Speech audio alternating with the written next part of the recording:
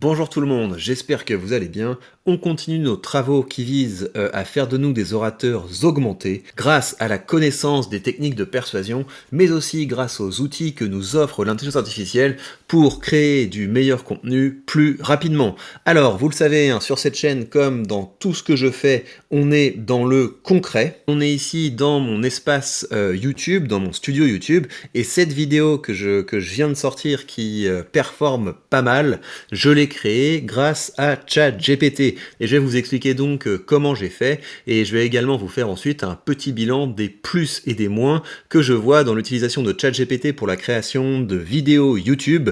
Vous savez, ça c'est une ligne qu'on suit ensemble, c'est que moi ce qui m'intéresse aussi, outre le fait évidemment d'avoir de meilleurs outils pour pouvoir produire plus rapidement, je suis intéressé à l'identification plus précise de ce qu'est l'intelligence humaine. Vous voyez, quelles sont les compétences, quelles sont les qualités qu'une intelligence artificielle ne peut pas ou peut mal reproduire. Parce que plus on est précis sur ce que l'humain, sur ce que l'esprit humain peut apporter, et plus on peut se focaliser sur ce qui compte. Je vais donc vous présenter la conversation que j'ai eue à ChatGPT pour pouvoir créer cette vidéo. En tout cas, ce que je précise d'emblée, c'est que l'objectif a réussi, parce que si vous voulez, l'objectif que je me fixe dans mes interactions avec l'intelligence artificielle, c'est de réduire d'un tiers le temps que je consacre à la création de vidéos sur la chaîne principale, parce que vous comprenez bien qu'avec des revenus comme ça, c'est pas du tout le cœur de mon activité. C'est avec d'autres activités que je génère des revenus, et donc tout le temps que je peux me dégager, c'est du temps que je peux consacrer à augmenter mes revenus. Alors, voici comment j'ai travaillé. Je commence juste pour voir ce que ChatGPT connaît de Marlène Schiappa, et ensuite je lui demande de faire un petit résumé. L'idée, c'est que j'utilise pas ChatGPT pour me trouver des sujets, hein. ChatGPT est mauvais, je trouve, pour trouver des sujets de vidéo, parce que il va vous sortir, enfin, si je lui dis j'ai une chaîne de rhétorique, etc., il va me dire oui, les 5 astuces du langage non verbal ou je sais pas quoi. Donc en fait, il va faire des vidéos sur les sujets qu'il a en stock, sur les sujets qui reviennent le plus souvent, et c'est rarement des bons sujets. En tout cas, ça peut être des sujets qui permettent de faire des vidéos qui répondent aux grands comment des gens qui nous suivent, mais c'est pas comme ça qu'on fait des vidéos virales, parce qu'une vidéo virale doit être connectée à l'actualité. Elle doit être connectée à ce que les gens ont envie de savoir là, maintenant, tout de suite, à ce qui fait du bruit. Alors, ensuite, je lui présente assez précisément ce que j'ai envie de faire avec lui. Je vais faire une vidéo sur elle, je vais commencer par te donner le contexte, puis les transcriptions des vidéos que je vais analyser dans ma vidéo. Je vais aussi te donner des exemples de scripts de mes vidéos pour que tu t'inspires de mon style. Et enfin, je vais te donner le plan que j'utilise pour mes vidéos. Donc, il dit qu'il est OK. Et donc, qu'est-ce que je fais pour commencer? Je vais prendre un article qui résume l'affaire du fonds Marianne, et je demande à ChatGPT d'intégrer le contexte de cette affaire, de montrer qu'il l'a intégré en le résumant, et ensuite, au fur et à mesure de la vidéo, je pourrais me réappuyer là-dessus. Ça permet d'être sûr qu'il a les bonnes informations en stock. Ensuite, ce que je fais, et ça je trouve que c'est assez intéressant de travailler comme ça, c'est j'identifie les séquences qui vont être utiles pour ma vidéo. Je vais choper les transcriptions de ces séquences, parce que vous savez, sur YouTube, vous avez dans le bas là quelque chose qui vous permet d'afficher la transcription. Donc je copie et je colle la transcription, et je lui demande à chaque fois de me trouver un titre pour les séquences. Parce que vous voyez, ça c'est le Google Doc que j'utilise pour faire mes vidéos, et le truc c'est que en bas j'ai, si vous voulez, la partie source et brouillon, et le début de mon travail de création de vidéo, c'est ça. J'ai identifié des séquences qui sont intéressantes, et j'ai à chaque fois des petits timecodes qui me disent tiens, là il y a quelque chose que je peux retenir. Et donc c'est ce travail que je fais faire aussi à ChatGPT. Je veux qu'il retienne précisément des séquences, qu'il leur donne un nom, parce qu'après, quand je fais le plan de la vidéo, je peux lui dire tiens, mets-moi des extraits du verbatim pour illustrer telle et telle chose. Donc voilà, ça c'est la deuxième étape. Première étape, je donne du contexte. Deuxième étape, je vais choper des transcriptions des vidéos et je lui demande de les intégrer. Ensuite, ce que je fais, une fois que je lui ai donné un certain nombre de transcriptions, je lui demande de trouver des patterns pour l'analyse. Je lui donne le cadre de l'analyse. Donc là, on a une audition d'une ministre au Sénat, et on a donc des jeux de questions-réponses. Comment est-ce qu'on fait pour se défendre? Comment est-ce qu'on fait pour répondre aux attaques, etc. Et ChatGPT est assez bon évidemment pour trouver des patterns. Donc quand on lui donne plusieurs séquences autour d'un même thème, il est capable de dire ce qui est assez récurrent, c'est telle ou telle technique, etc. Et donc on est assez rapidement arrivé à l'idée que l'enjeu principal de cette séquence, c'était comment est-ce qu'on fait pour diluer sa responsabilité. Donc vous voyez ce que je fais, je lui donne des séquences et je lui demande ensuite de faire une petite analyse rhétorique, et il fait son analyse rhétorique, ça a le niveau que ça a, mais en tout cas ça permet de commencer à classer l'information. Si on veut aller plus loin, ce qu'on fait évidemment, c'est que je peux par exemple chercher un article académique sur les techniques de questions-réponses, et je lui donne, et je lui dis tiens, analyse cette séquence en t'appuyant sur la théorie de machin, en t'appuyant sur les outils utilisés par machin. Et donc on commence comme ça à avoir de la matière pour faire un plan. Donc vous le savez ou vous ne le savez pas, une partie de mon travail c'est de former les gens à faire de meilleures vidéos, donc ça veut dire que j'ai dans ma besace des plans de vidéos YouTube, et donc l'étape suivante c'est évidemment de lui donner ces plans de vidéos pour lui demander de créer un script et de l'affiner. Et donc il me reste ensuite à faire des va-et-vient entre mes réflexions du type je vois bien un plan en 3 parties avec d'abord les techniques de base, ensuite les techniques avancées et ensuite une réflexion plus générale sur le concept philosophique de la responsabilité, etc. Et à partir de ça, il peut créer des plans en s'appuyant sur les séquences avec lesquelles je les ai nourris pour illustrer. Donc ça, si vous voulez, c'est le principe général de la manière dont j'utilise ChatGPT à partir de maintenant pour créer mes vidéos.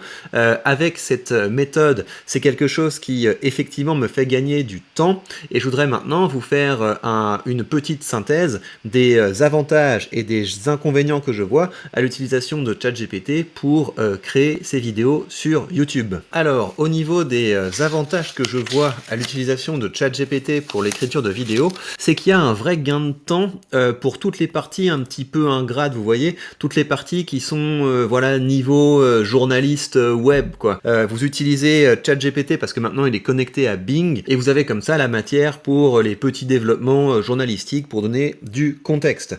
Je dirais également que ChatGPT c'est un excellent outil pour classer les choses, vous voyez. Une fois que vous avez avancé dans la création de la vidéo, donc en général vous avez plusieurs parties, et puis vous vous retrouvez avec une nouvelle séquence, et vous vous dites tiens, je trouve que cette séquence elle est quand même intéressante, elle mériterait d'être dans le plan, vous pouvez donner la transcription à ChatGPT et lui demander tiens, à ton avis ça irait dans quelle partie du plan. Il est bon pour faire ça, pour classer, pour organiser, et si à un moment vous vous rendez compte que le plan sur lequel vous êtes parti est pas bon, il peut assez facilement réorganiser les choses. Si vous lui dites tiens, en fait je vais faire seulement 2 parties au lieu de 3 parties, est-ce que tu peux réécrire le script, ça marche très bien. Je dirais aussi qu'il y a un côté réconfortant, si vous voulez, parce qu'on a l'impression d'avoir quelqu'un qui est là pour discuter nos idées, quelqu'un qui est là parfois pour les confirmer. On peut l'utiliser comme ça pour confirmer ou pour élaborer nos idées. Quand on crée un concept, par exemple, il y a un moment dans cette vidéo, je me suis dit tiens, mais ça on dirait vraiment le concept qui me vient, c'est brouillard verbal. Il peut nous dire tiens, ça c'est assez intéressant, ouais, brouillard verbal c'est une bonne expression, je te propose de le définir ainsi, etc. Il est très fort en fait pour donner des définitions des concepts, même un concept qu'on vient de créer, il va être capable à partir des informations qu'il a consommées de pouvoir lui donner une définition. Donc pour ça c'est je trouve un bon outil. Également pour tous les travaux de réécriture, on lui envoie un truc un petit peu indigeste et qu'on lui dit tiens, est-ce que tu peux me réécrire ça en virant les répétitions, ou alors est-ce que tu peux me simplifier ça, il est assez bon en fait pour écrire des choses un petit peu indigestes et pour les remettre au propre. Donc c'est quelque chose qui est assez utile quand vous avez par exemple un passage qui est un brouillon, quand on lui dit d'harmoniser ça avec le style du reste de la vidéo, il peut le faire assez facilement. Je vais rentrer maintenant dans les choses qui selon moi le rendent encore un petit peu difficile d'utilisation.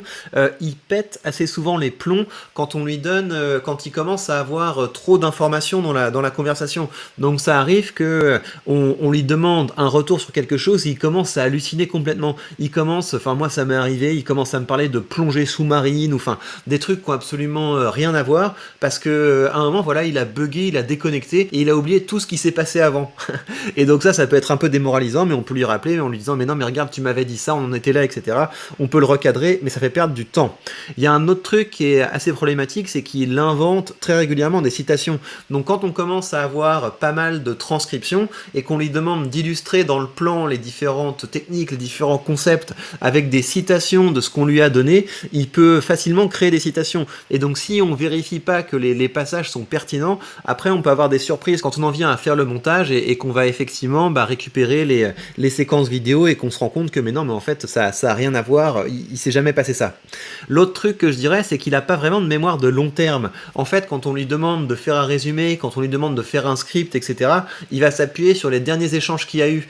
Et quand on commence à avoir pas mal de matière dans la conversation, il a complètement oublié ce qui était au début et il n'arrive pas à le traiter pour l'intégrer. Donc ça veut dire qu'il faut régulièrement lui redonner les prompts qu'on lui avait déjà donnés pour être sûr que quand il compose un plan, il le fait de la bonne manière. Et donc c'est pour ça qu'il faut en général décomposer les choses. On commence par l'intro, ensuite on fait la première partie, on donne les séquences de la première partie, on lui demande de vérifier, d'harmoniser, etc.